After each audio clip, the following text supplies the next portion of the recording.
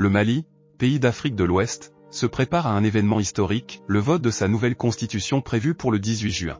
Ce référendum constitue une étape cruciale dans le processus de transition politique engagé par le pays après la crise politique de 2020.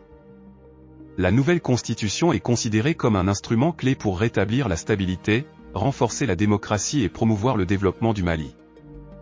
Les attentes sont élevées et les citoyens maliens sont impatients de participer à ce moment décisif de leur histoire. Dans ce contexte, le vote du 18 juin revêt une importance particulière, car il permettra de définir les orientations politiques et institutionnelles du pays pour les années à venir.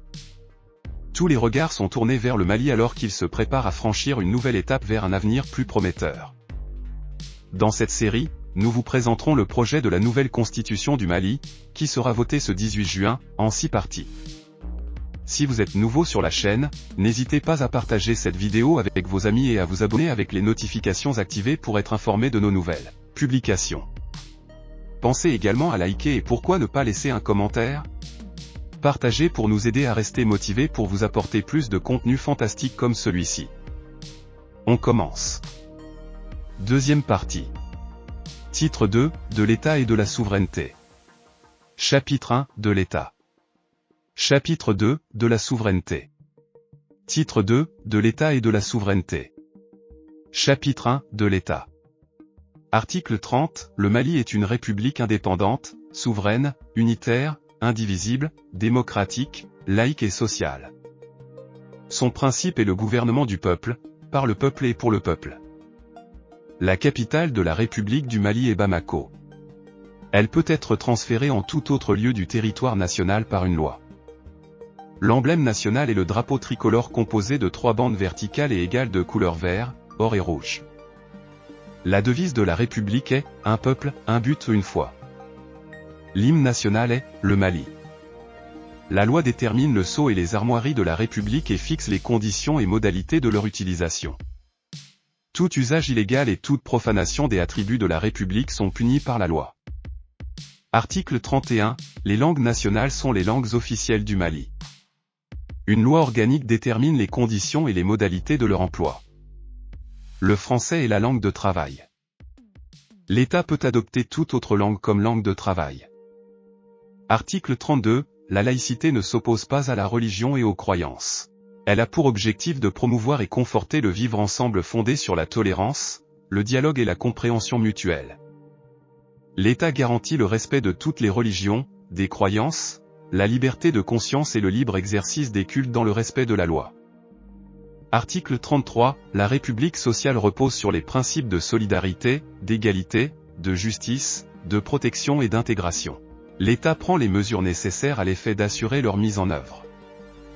Article 34. L'action publique est guidée par les principes fondés sur le respect de la souveraineté de l'État, les choix souverains du peuple et la défense de ses intérêts. Article 35. Aucune autorité publique ne peut, sous peine de sanction, user des pouvoirs qu'elle tient de la Constitution ou de la loi pour commettre un détournement de ressources ou de biens publics à son profit ou à celui des détenteurs du pouvoir, des membres de leur famille, d'organismes, ou de toutes autres personnes par favoritisme, corruption, concussion, trafic d'influence ou autres moyens. Article 36. Les institutions de la République sont le Président de la République, le gouvernement, le Parlement, la Cour suprême, la Cour constitutionnelle, la Cour des comptes, le Conseil économique, social, environnemental et culturel. Chapitre 2, de la souveraineté. Article 37. La souveraineté nationale appartient au peuple qui l'exerce par ses représentants élus au suffrage universel direct ou indirect ou par voie de référendum. Aucune fraction du peuple, ni aucun individu ne peut s'en attribuer l'exercice. Article 38. Le suffrage est universel, égal et secret. Il peut être direct ou indirect. Sont électeurs, dans les conditions déterminées par la loi, les citoyens maliens des deux sexes en âge de voter et jouissant de leurs droits civils et politiques. Article 39. Les partis politiques concourent à l'expression du suffrage. Ils se forment et exercent librement leurs activités dans les conditions déterminées par la loi. Ils doivent respecter les principes de la souveraineté nationale, de la démocratie, de l'intégrité du territoire national, de l'unité nationale et de la laïcité de l'État. Article 40. Les organisations de la société civile exercent, dans le cadre de la démocratie participative, une mission de veille citoyenne dans les conditions déterminées par la loi. Article 41. L'État exerce sa souveraineté sur l'ensemble du territoire national. L'État ne peut céder aucune parcelle du territoire national, ni renoncer à aucun des droits souverains qu'il exerce sur celui-ci. Toute atteinte à l'intégrité du territoire national est un crime contre la sûreté de l'État. Article 42. L'État dispose du droit souverain sur les richesses et les ressources naturelles situées sur son territoire. L'exploitation de ces richesses et ressources naturelles doit être assurée dans le respect des règles de protection de l'environnement et dans l'intérêt des générations présentes et futures.